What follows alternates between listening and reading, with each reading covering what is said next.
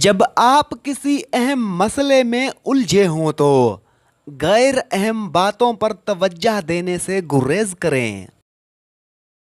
جو لکڑی پہلے سے سلگ رہی ہو اسے جلانا مشکل نہیں ہوتا۔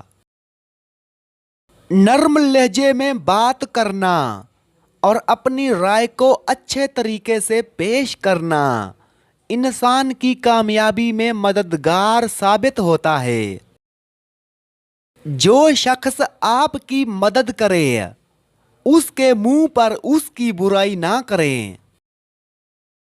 ثابت قدم رہنے سے انسان منزل تک ضرور پہنچتا ہے۔ اپنی بے عزتی کا جواب اتنی عزت سے دیں کہ سامنے والا شرمندہ ہو جائے۔